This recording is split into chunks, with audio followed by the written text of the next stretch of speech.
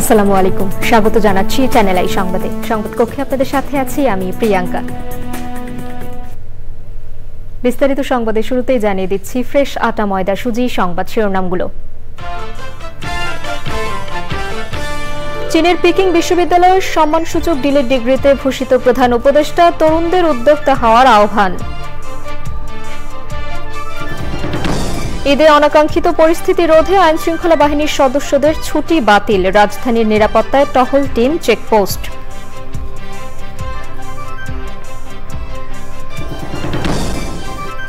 Myanmar থাইল্যান্ডে ভূমিকম্পে নিহত হাজার ছাড়িয়েছে, ধ্বংসস্তূপের নিচে এখনও চাপা পড়ে নিখোঁজ বহু মানুষ।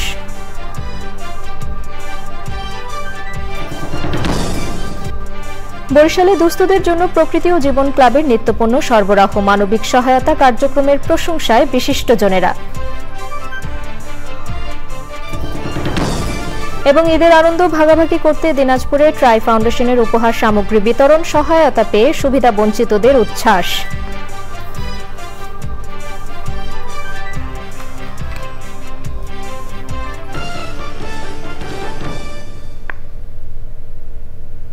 সংবাদ শিরোনামগুলো জানাচ্ছিলাম। এখনকার সংবাদ আয়োজন একই সঙ্গে চ্যানেল আই এর ইউটিউব চ্যানেলে এবং চ্যানেল আই এর ওটিটি প্ল্যাটফর্ম আই স্ক্রিনে লাইভ স্ট্রিম হচ্ছে। যাচ্ছে বিস্তারিত সংবাদে। প্রধান উপদেষ্টা অধ্যাপক ডক্টর মোহাম্মদ ইউনুসকে সম্মানসূচক ডক্টরেট ডিগ্রি দিয়েছে চীনের ঐতিহ্যবাহী পিকিং বিশ্ববিদ্যালয়। সম্মাননা গ্রহণ করার পর ভাষণে অধ্যাপক ইউনুস তরুণদের উদ্যোক্তা হওয়ার আহ্বান জানান।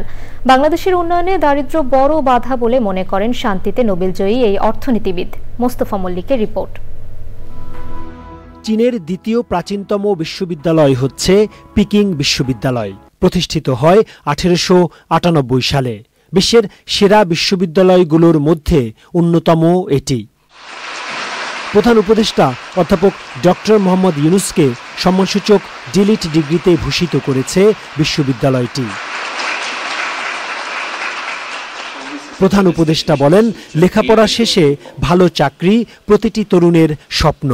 তবে চাকরির চেয়ে উদ্যোক্তা হতে শিক্ষার্থীদের পরামর্শ দেন তিনি। প্রত্যেকটি নাগরিকের অধিকার আছে ভালো প্রতিষ্ঠানে লেখাপড়া করে ডিগ্রি নিয়ে চাকরির বাজারে প্রবেশ করার। তবে চাকরি একটি ভুল ধারণা। চাকরি সৃজনশীলতাকে নষ্ট করে। উদ্যোক্তা হয়ে কাজ শুরু করা তরুণদের জন্য অনেক বেশি লাভজনক ও স্বাধীনতাপূর্ণ। তরুণদের শক্তি উল্লেখ করে অধ্যাপক ইউনুস বলেন, বাংলাদেশের তরুণরা এখনো যুদ্ধ করে যাচ্ছে। বাংলাদেশের উন্নয়নের জন্য দেশের অসংখ্য তরুণ যুদ্ধ করে যাচ্ছে। দেশের মানুষ গরিব কারণ অর্থনৈতিক ব্যবস্থা তাকে দমন করে রেখেছে। বাংলাদেশের জনগণের সকল সমস্যার মূলে এই দারিদ্রতা। বাংলাদেশে দারিদ্র্য দূর করাই অন্তর্বর্তী সরকারের অগ্রাধিকারের বিষয় বলে মন্তব্য করেন ডক্টর ইউনুস। এখান থেকে দারিদ্র্য দূর করাই প্রধান অগ্রাধিকার। তবে সামনে এগিয়ে যাওয়ার পথে অসংখ্য বাধা রয়েছে, যা কাটিয়ে উঠতে দেশের উন্নয়নে সব নাগরিকের অংশগ্রহণ দরকার। চীন ও বাংলাদেশি শিক্ষার্থীদের বিভিন্ন প্রশ্নের উত্তর দেন অধ্যাপক ডক্টর মোহাম্মদ ইউনুস। লক্ষ্য স্থির রেখে তরুণদের এগিয়ে যাওয়ার তাগিদ দেন তিনি। চীনে 4 দিনের সফরে আন্তর্জাতিক সম্মেলনের পাশাপাশি চীনের প্রেসিডেন্ট, মন্ত্রী, প্রতিষ্ঠান প্রধান ও শীর্ষস্থানীয় উদ্যোক্তাদের সঙ্গে বৈঠক করেন অধ্যাপক ইউনুস। সফরে বাংলাদেশে ব্যবসা ও বিনিয়োগের অনুকূল পরিবেশের বার্তাটি পৌঁছে দিয়েছেন প্রধান উপদেষ্টা। Mostafa Mallik, channel I, Dhaka. আসন্ন ঈদে যে কোনো ধরনের অনাকাঙ্ক্ষিত পরিস্থিতি ঠেকাতে আইনশৃঙ্খলা বাহিনীর সদস্যদের ছুটি বাতিল করা হয়েছে। স্বরাষ্ট্র উপদেষ্টা বলেছেন, নিরাপত্তা নিশ্চিতে সম্ভাব্য সবকিছু করবে সরকার। ডিএমপির গোয়েন্দা প্রধান জানিয়েছেন, রাজধানীতে নিরাপত্তায় পুলিশের 667টি টহল টিম কাজ করছে, বসানো হয়েছে 71টি চেকপোস্ট। শহীদুল্লাহ রাজুর রিপোর্ট। প্রতি বছর ঈদের সময় ফাঁকা রাজধানীতে নানা ধরনের অপরাধমূলক কর্মকাণ্ড ঘটায় অপরাধীরা। ঈদের ছুটির কারণে আইনশৃঙ্খলা বাহিনীর সদস্যদের স্বল্পতা থাকে। ঈদ যাত্রায় জনগণের ভোগান্তি কমাতে ব্যবস্থাপনা দেখতে রাজধানীর গাবতলী বাস টার্মিনাল পরিদর্শনে গিয়ে নিজেদের অবস্থানের কথা জানালেন স্বরাষ্ট্র উপদেষ্টা। সশস্ত্র বাহিনী, পুলিশ, বিজিবি, আনসার এরা কিন্তু কেউ ছুটিতে যাচ্ছে না। এরা কিন্তু এই নিশ্চিতভাবে যেন এই মানে আইন শৃঙ্খলা যেন ভালো থাকে এই জন্য তারা কাজ করে দেন। কোনো ধরনের ষড়যন্ত্রের হুমকি নাই, আর ষড়যন্ত্রের যদি কোনো হুমকি থাকে আপনারাই মোকাবেলা করবেন আমাদের সাথে মিলে। জনগণ মোকাবিলা করলে কোনো ষড়যন্ত্র কেউ করতে পারবে না। ডিএমপি মিডিয়া সেন্টারে প্রেস ব্রিফিংয়ে ঈদের দীর্ঘ ছুটিতে রাজধানীর নিরাপত্তা পরিকল্পনা তুলে ধরেন ডিবি প্রধান।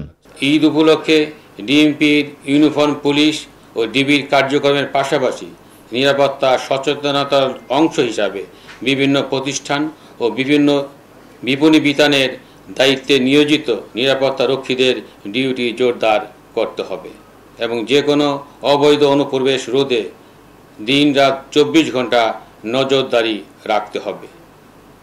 ডিবি তা অব্যাহত রেখেছে। আসন্ন ঈদ উৎসব ঘিরে অনলাইনে গুজব প্রতিরোধে ডিবির সাইবার টিম সক্রিয় রয়েছে। ঈদ পরবর্তীতে নিরাপত্তা নিশ্চিতে বিশেষ অভিযান চালাবে DMP. Shahidullah Raju, channel I, Dhaka. পবিত্র ঈদ উল ফিতরের প্রধান জামাত সকাল 8:30টায় জাতীয় ঈদগাহ ময়দানে হবে। ঈদগাহ মাঠে রাষ্ট্রপতি মোহাম্মদ শাহাবুদ্দিন ও প্রধান উপদেষ্টা অধ্যাপক মোহাম্মদ ইউনুস ঈদের জামাতে অংশ নেবেন। ঢাকা দক্ষিণ সিটি কর্পোরেশনের প্রশাসক মোহাম্মদ শাহজাহান মিয়া জানিয়েছেন, আবহাওয়া প্রতিকূল থাকলে ঈদের প্রধান জামাত সকাল 9টায় বাইতুল মোকাররম মসজিদে হবে। এই জামাতে নারীদেরও নামাজের ব্যবস্থা করা হয়েছে বলে জানান তিনি। জাতীয় ঈদগাহ মাঠ পরিদর্শন শেষে তিনি আরও জানিয়েছেন, প্রধান জামাতে 35,000 মুসল্লির নামাজের ব্যবস্থা করা হয়েছে। কালবৈশাখী ঝড় বা বৃষ্টিপাত হলেও যেন সুষ্ঠুভাবে নামাজ আদায় করা যায় সেই ব্যবস্থাও করা হয়েছে। জামাত শেষে 3টি ফটক দিয়ে মুসল্লিরা ঈদগাহ মাঠ ত্যাগ করতে পারবেন বলেও জানান তিনি।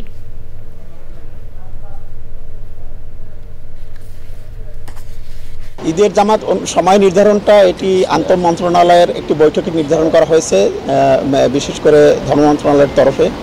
তো এটি আমরা 8:30টায় নির্ধারণ করেছি। যদি দুর্যোগপূর্ণ আবহাওয়া, এখন পর্যন্ত আমাদের কাছে যে খবর আছে তাতে আবহাওয়া খারাপ হওয়ার কোনো সম্ভাবনা নাই, তারপরও যদি হয় সেক্ষেত্রে আমরা বাইতুল মোকাররমে জাতীয় মসজিদে সেখানে সকাল 9টায় আমরা ব্যবস্থা রেখেছি। মিয়ানমারের শক্তিশালী ভূমিকম্পে মৃতের সংখ্যা বেড়ে 1002 জনে দাঁড়িয়েছে। আহত হয়েছেন 2376 জন। ভূমিকম্পের সবচেয়ে ক্ষতিগ্রস্ত হয়েছে মান্দালয় শহর। ভূমিকম্পের কেন্দ্রস্থলের কাছাকাছি এই প্রাচীন শহর দেশটির বৌদ্ধ ধর্মাবলম্বীদের বড় একটি কেন্দ্র। শুক্রবার 7.7 মাত্রার ভূমিকম্পের পর মিয়ানমারের রাজধানী নেপিডো, মান্দালয়, সাইগাইং সহ 6টি অঞ্চলে জরুরি অবস্থা জারি করেছে দেশটির সামরিক সরকার। অ্যামনেস্টি ইন্টারন্যাশনাল জানিয়েছে, দেশটিতে চলমান সংঘাতের কারণে এরই মধ্যে বিপুল সংখ্যক মানুষ বাস্তুচ্যুত হয়েছেন। ভূমিকম্পের কারণে সেই সংকট আরও গভীর হয়েছে। ভূমিকম্পে মিয়ানমারের পাশাপাশি ক্ষতিগ্রস্ত হয়েছে পাশের দেশ থাইল্যান্ডও। এছাড়াও প্রতিবেশী আরও 6 দেশে ভূমিকম্প অনুভূত হয়েছে।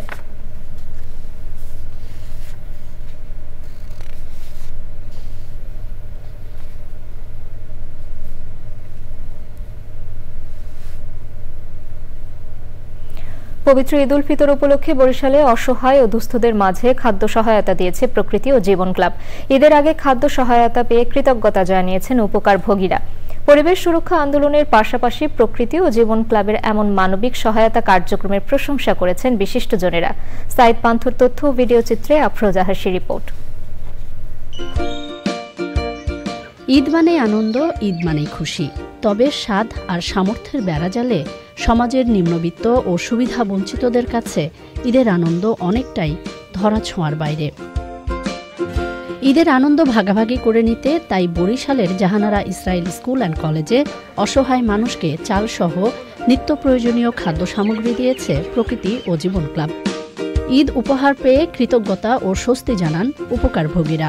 ঈদের বাজার পেয়েছি, আমার সহপরিবারকে দিয়ে সবাইকে নিয়ে হাসি মুখে আমি ঈদ করতে পারবো। আমরা গরিব মানুষ, আমরা ঈদের বাজার দেশে সবাই যেন আমরা টাইটেল পাক দিলে আর যেন ভালো থাকে সবাই আবার দিতে পারে।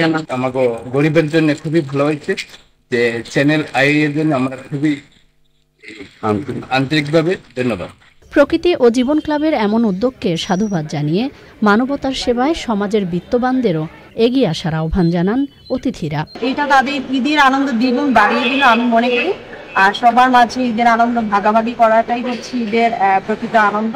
তো এটা খুবই ভালো একটা উদ্যোগ। যারা বিত্তবান ব্যক্তি রয়েছেন, সংস্থা রয়েছেন, তাদেরকে আমি আপনাদের মাধ্যমে অনুরোধ জানাবো, যার যার সামর্থ্য অনুযায়ী মানুষজনের মধ্যে ঈদের আনন্দ ভাগাভাগি করা। ঈদের খুশি ভাগাভাগির জন্য সাধারণ মানুষের মধ্যে ঈদ সামগ্রী, উপহার সামগ্রী বিতরণকে স্বাগত জানাই এবং প্রকৃতি ফাউন্ডেশনকে ধন্যবাদ জানাই। ভবিষ্যতেও অসহায় দুস্থ মানুষের পাশে থাকার প্রত্যয় আয়োজকদের। যারা এই অঞ্চলের অত্যন্ত দরিদ্র, তাদের যারা লজ্জায় হাত পাততে পারে না, তাদেরকে আমরা টার্গেট করে সামান্য ঈদ উপহার দিয়েছি।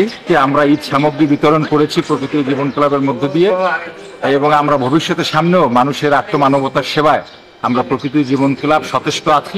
প্রতিষ্ঠার শুরু থেকেই পরিবেশ ও জীববৈচিত্র্য সংরক্ষণের পাশাপাশি বছর জুড়েই সারা দেশে মানবিক সহায়তা কার্যক্রম পরিচালনা করে আসছে প্রকৃতি ও জীবন ফাউন্ডেশন এবং প্রকৃতি ও জীবন ক্লাব। আফরোজা হাসি, প্রকৃতি ও জীবন ডেস্ক, চ্যানেল আই। এছাড়াও ঈদ আনন্দ ভাগাভাগি করে নিতে দিনাজপুরে গরিব অসহায় মানুষের মাঝে খাদ্য সামগ্রী বিতরণ করেছে স্বেচ্ছাসেবী সংগঠন ট্রাই ফাউন্ডেশন।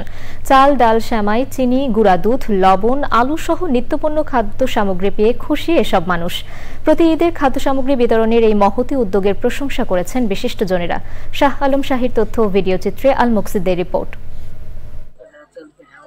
সুবিধাবঞ্চিত মানুষগুলোর সাথে ঈদ আনন্দ ভাগাভাগি করে নিতে ট্রাই ফাউন্ডেশন বিভিন্ন জেলার পাশাপাশি প্রতিবারের মতো এবারও দিনাজপুরে খাদ্য সামগ্রী বিতরণ করেছে। নিত্যপণ্য ও খাদ্য সামগ্রীর প্যাকেট তুলে দেয়া হয় অসহায় মানুষের হাতে। এসব পেয়ে খুশি তারা। ঈদে চাল, ডাল, চিনি, লবণ, সেমাই দিয়ে মানে সাহায্য করার জন্য অসংখ্য ধন্যবাদ। সবকিছু আমরা পাইলাম, আমরা আনন্দভাবে ঈদ করব। ভালো যাবে, আল্লাহ আপনাদের ভালো রাখুন। এই রমজান মাসে আমাকে ঈদের উপলক্ষে এই উপদান করেছে, আমার কাছে লাখ লাখ শুকরিয়া। এবার প্রথম পাইছি, ঈদটা ভালো কাটবে। ট্রাই ফাউন্ডেশন থেকে যতটুকু সহায়তা পাইলাম, লবণ, চাল, ডাল, সবাই আমরা ঈদে ভাগাভাগি এই আনন্দে। অসহায় মানুষের জন্য আপনি সুবিধা করছেন, আপনার ভালো হবে। এতে আরো যেন আগামীতে সবাই উপস্থিত দিতে পারে, আপনারা দোয়া রাখেন। ট্রাই ফাউন্ডেশনের মহতী উদ্যোগকে সাধুবাদ জানিয়েছে বিশিষ্টজনেরা।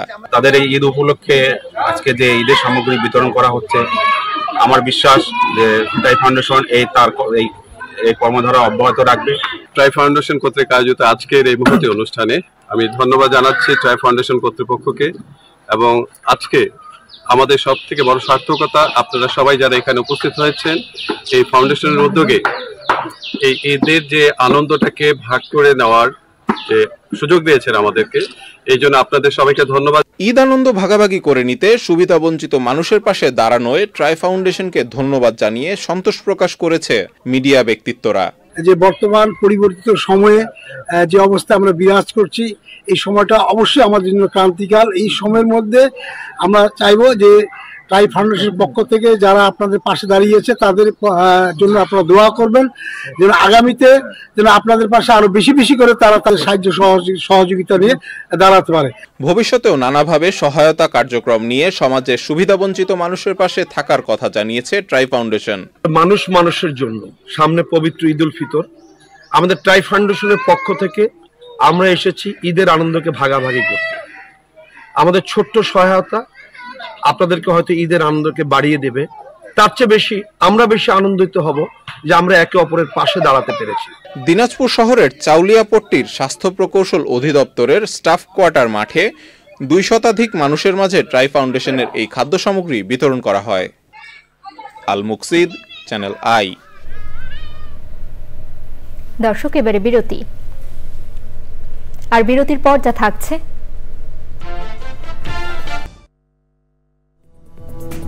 ফিরে এলাম বিরতির পর। ইউরোপীয় ইউনিয়ন সহ প্রধান পোশাক আমদানিকারী দেশগুলো পরিবেশ বান্ধব উৎপাদন নিশ্চিত করতে টেকসই জ্বালানির ব্যবহার বাধ্যতামূলক করতে চলেছে। বাংলাদেশে ইতিমধ্যে জ্বালানি রূপান্তর করে আধুনিকায়ন করেছে প্রায় 250 পোশাক কারখানা। বিশ্বায়নের সাথে টিকে থাকতে এই রূপান্তর জরুরি বলে মনে করেন উদ্যোক্তারা। চাকরিচ্যুত না করে দক্ষতা বাড়াতে প্রশিক্ষণের ব্যবস্থা করার দাবি শ্রমিকদের। এই রূপান্তরে শ্রমিকের ন্যায্যতা ও অধিকার নিশ্চিত করা জরুরি বলে মনে করে বিশেষজ্ঞরা। রূপান্তরে শ্রমিকের অধিকার নিশ্চিত করতে কাজ করছে বেসরকারি প্রতিষ্ঠান কর্মজীবী নারী। রফিকুল বাশারের রিপোর্ট। বাংলাদেশের তৈরি পোশাক শিল্পকে প্রতিযোগিতায় টিকে থাকতে নবায়নযোগ্য জ্বালানির ব্যবহার বাড়ানোর তাগিদ দীর্ঘদিনের। ইউএস গ্রিন বিল্ডিং কাউন্সিলের তথ্য অনুযায়ী দেশে এখন পরিবেশ বান্ধব কারখানা 240টি। 2030 সালের মধ্যে পোশাক কারখানার মাধ্যমে আরও 30% কার্বন নিঃসরণ কমানোর লক্ষ্য ঠিক করা হয়েছে।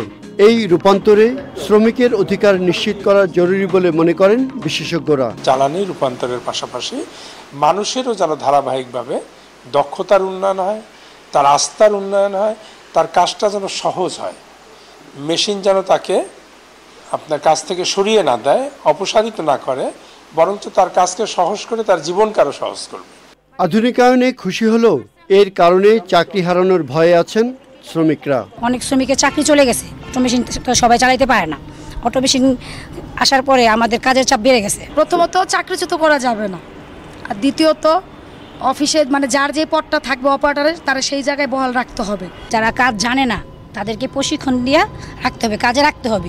আধুনিকায়নে শ্রমিকের কাজের ধরন পরিবর্তন হলেও শঙ্কার কিছু নেই বলে মনে করছেন উদ্যোক্তারা। এনার্জি সেভিংসের যে মডেলগুলি আছে সেগুলিকে আমরা পুরোদমে ব্যবহার করি এবং আপনারা জানেন যে ইন্ডাস্ট্রিয়াল রেভলিউশন চলছে, এখন আমরা 5-এর কথা বলছি। সো আমরা যদি ইন্ডাস্ট্রিয়াল রেভলিউশন 4-এর সাথে কানেক্টেড না থাকি কিংবা 5-এর সাথে কানেক্টেড না থাকি, তাহলে আমরা কিন্তু ব্যবসার থেকে পিছিয়ে যাব। যারা মনে করছেন যে ইন্ডাস্ট্রি 4.0 গেলে পরে আমাদের শ্রমিকদের চাকরি হারাবেন, আমার মনে হয় এই ধারণাটা অমূলক। একটা কাজের জায়গায় অন্য একটা নতুন একটা কাজ আসবে, নতুন স্কিলের একটা কাজ আসবে, আপস্কিল হবে তাদের। আমরা আমাদের নিজেদের স্বার্থেই কিন্তু তাদেরকে আপস্কিল করে নিচ্ছি। বিশেষজ্ঞরা বলছেন জলবায়ু পরিবর্তনের এই সময়ে শিল্পক্ষেত্রে জীবাশ্ম জ্বালানির ব্যবহার কমিয়ে কার্বন নিঃসরণ কমাতে নবায়নযোগ্য জ্বালানির ব্যবহার বাড়ানো প্রয়োজন। শুধুমাত্র রুফটপ সোলার দিয়ে তারা পারবে না, সেক্ষেত্রে তাদেরকে অবশ্যই জ্বালানি দক্ষতাও বাড়াতে হবে। জীবাশ্ম জ্বালানি সৃষ্ট সংকটের সমাধান খোঁজার পথে শ্রমিকের অধিকার, স্বাস্থ্য এবং জীবিকা যাতে উপেক্ষিত না হয় সে বিষয়ে গুরুত্ব দিতে বলেছেন বিশেষজ্ঞরা। Rafiqul Bashar, channel I, Dhaka. স্বাধীনতার চেতনার সঙ্গে পরিবেশ রক্ষার আহ্বান এক সূত্রে গাঁথতে অন্তর্জালে মুক্তি পেল প্রকৃতি ও জীবন মিউজিক ক্লাবের থিম সং সবুজের আহ্বান। আবহমান বাংলার সাংস্কৃতিক ঐতিহ্য এবং প্রাণ প্রকৃতি রক্ষার বার্তায় দর্শকদের দিয়েছে এক ভিন্ন মাত্রা। ভবিষ্যতের নিরাপদ ধরিত্রী বিনির্মাণে দখল দূষণ রোধের পাশাপাশি পরিবেশ বান্ধব জীবনাচারে গুরুত্ব আরোপ করা হয়েছে সবুজের আহ্বানে। আফরোজা হাসির রিপোর্ট।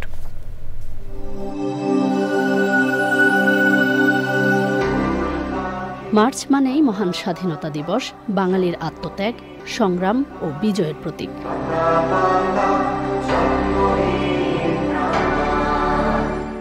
বিশেষ দিন উদযাপনে তাই অন্তর্জালে মুক্তি পেয়েছে প্রকৃতি ও জীবন মিউজিক ক্লাবের থিম সং সবুজের আহ্বান।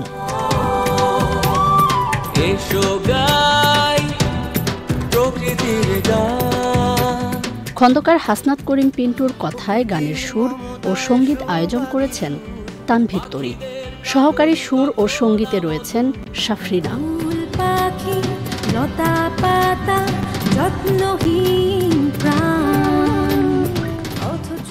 প্রকৃতিবন্ধু মকিত মজুমদার বাবুর পরিকল্পনা ও পরিচালনায় গানে কণ্ঠ দিয়েছেন তানভীর তরি, মঈন খান, নওশিন শারমিলি, কেয়া সুহি, জিয়াউল হক ভূঁইয়া ও সাফরিনা।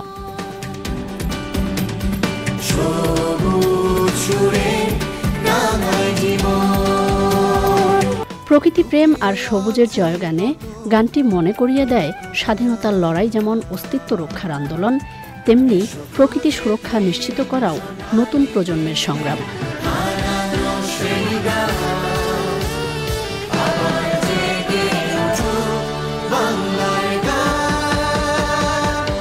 ইতিমধ্যে গানটির ভিডিও চিত্র প্রচারিত হয়েছে চ্যানেল আইয়ের পর্দায়। পাশাপাশি গানটি পাওয়া যাচ্ছে প্রকৃতি ও জীবন মিউজিক ক্লাব এবং প্রকৃতি ও জীবন ফাউন্ডেশনের অফিসিয়াল ইউটিউব চ্যানেল ও ফেসবুক পেজে। গানটিকে যে কোনো মোবাইল অপারেটরের কলার টিউন হিসেবে ব্যবহারের কোড 13910657।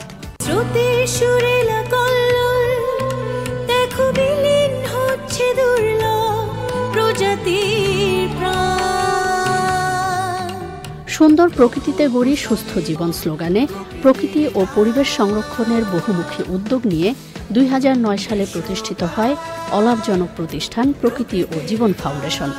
আর সঙ্গীতের মাধ্যমে পরিবেশ ও সংস্কৃতি সংরক্ষণের উদ্দেশ্যে সবুজ সুরে রাঙাই জীবন স্লোগানে 2024 সালের 1 জুলাই প্রতিষ্ঠিত হয় পিওজে মিউজিক ক্লাব।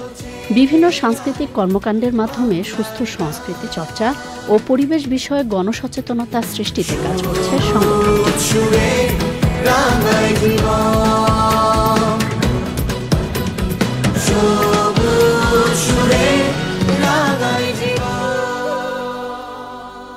আফরোজা হাসি, চ্যানেল আই। এবারে নিটোল টাটা কৃষি সংবাদ।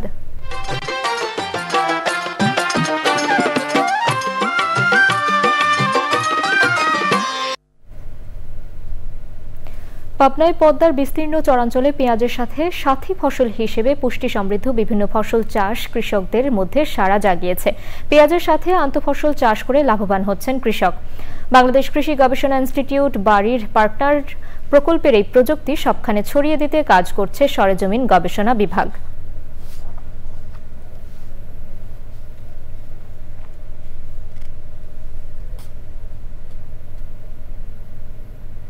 এবারে প্রকৃতি সংবাদ।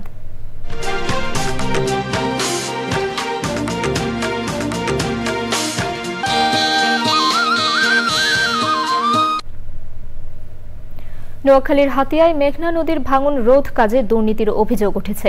ঠিকাদারের বিরুদ্ধে জিও ব্যাগ নিম্নমানের বালি কাজে ধীর গতিসহ নানা অনিয়মের অভিযোগ করেছেন স্থানীয়রা।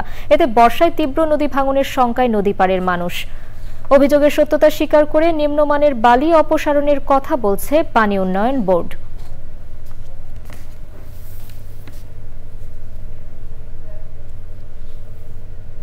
এবারে খেলার খবর।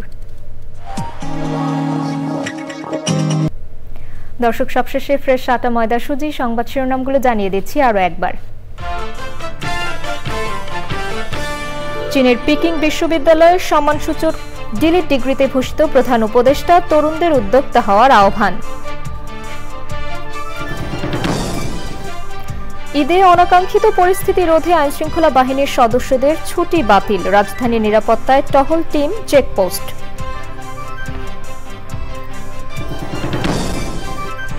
মিয়ানমার থাইল্যান্ডে ভূমিকম্পে নিহত হাজার ছাড়িয়েছে। ধ্বংসস্তূপের নিচে এখনো চাপা পড়ে নিখোঁজ বহু মানুষ।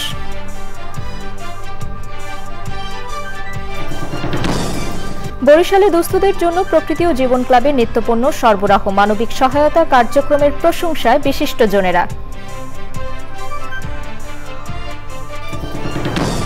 এবং ঈদের আনন্দ ভাগাভাগি করতে দিনাজপুরে ট্রাই ফাউন্ডেশনের উপহার সামগ্রী বিতরণ, সহায়তা পেয়ে সুবিধা বঞ্চিতদের উচ্ছ্বাস।